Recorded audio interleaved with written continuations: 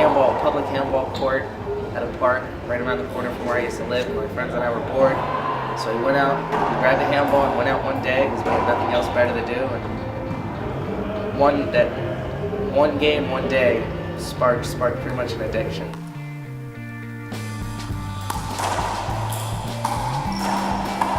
Really just for people that I knew freshman year. They kind of interested me, and I've always been an athletic person. So it was a new sport. I had never really heard of it before. And it kind of just going and working out and getting better at it. School to sport.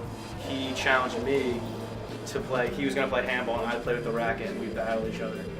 And because I was the best one with the two people over there, so we played, and it was really fun to beat me in the end. So I was like, wow, I want to try this out.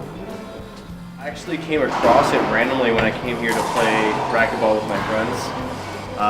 We just came here and saw that there was just a bunch of people gathering by these two courts, and we asked about it and figured out what it was, and we kind of got hooked after a few games. So.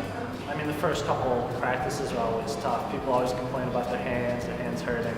You know, it's a lot different than other sports. It's kind of like racquetball without the racket.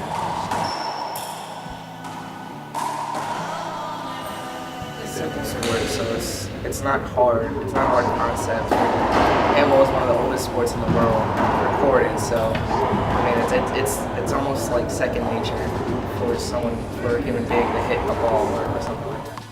It's not too tough to pick up. Most people improve dramatically within a semester because there's not too many rules, and playing against people of all different skill sets, especially when the club had a higher popularity, it really benefited them and allowed them to improve in a quick fashion. It's tough that the club has kind of fallen to the level it has because we still have some interested people, but it's nowhere near where it was before. It was at the beginning of one semester, and you started noticing people dwindling, and numbers start dwindling, so you kind of stopped going because those people that usually came were the most energetic, would just stop coming. I mean, when you start with 20 people and you lose a couple because of class schedule, a couple because of graduation, you know, one or two studying abroad, and then somewhere they just lose interest, you're already down to only a handful of people. So it just, unfortunately, is the way that it went. It would definitely take a dedicated fan base in order to get it back up and running. But along with trying to introduce maybe some new excitement and maybe introducing it on campus as the most fun thing you can imagine, maybe. In a perfect world, it would be just like a couple flyers and like word of mouth probably. That'd probably be the only way it would come back.